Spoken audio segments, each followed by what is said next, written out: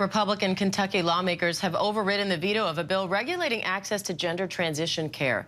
The bill would ban access to certain surgeries, puberty blockers, and hormone therapy for anyone under 18.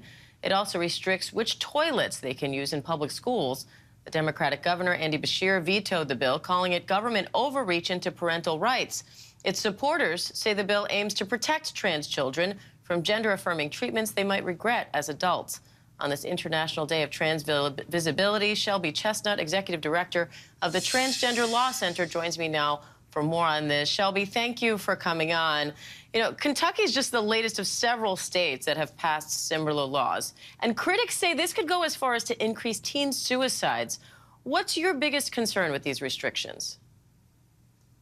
Well, I think we see across the country legislators making decisions about young people and their parents in a way that is misinformed. So I think part of it is naming that a lot of the laws that people are seeking to restrict gender-affirming care or just healthcare in general are really going to have negative impacts on everyone's bodily autonomy, not just transgender kids.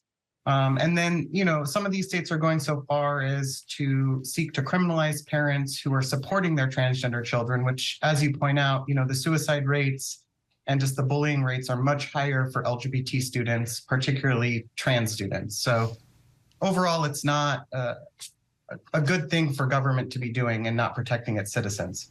What's your response to supporters of this bill who say this actually protects trans kids from doing something they might later regret?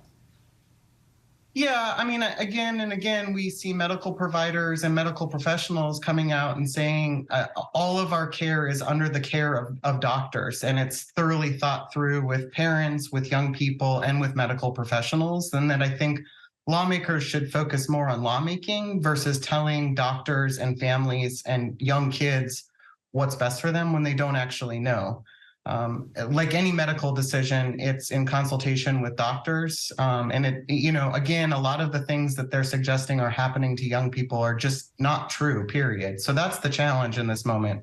Not only are they putting forward hateful legislation, but they're doing it with misinformation. Now, on this International Day of Trans Visibility, why is this day so important, and what is it you think people outside the trans community are missing or misunderstanding in this whole conversation?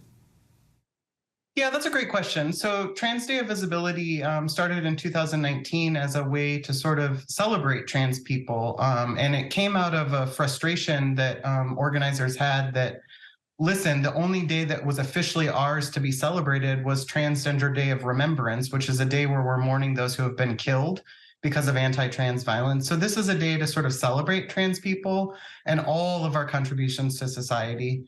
And I think partly why it's important right now is it's a way that everyone can celebrate trans people. You don't need to be transgender to celebrate Transgender Day of Visibility, but really using this moment to say there is a scapegoating of trans people in this moment, and we're seeing more and more harmful narratives in the news. We're seeing increased violence against trans people, but through it all, there's amazing trans leadership across the country, in schools, in organizations, throughout sort of the country.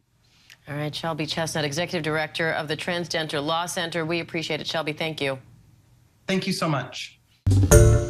Hi, everyone. George Stephanopoulos here. Thanks for checking out the ABC News YouTube channel. If you'd like to get more videos, show highlights, and watch live event coverage, click on the right over here to subscribe to our channel. And don't forget to download the ABC News app for breaking news alerts. Thanks for watching.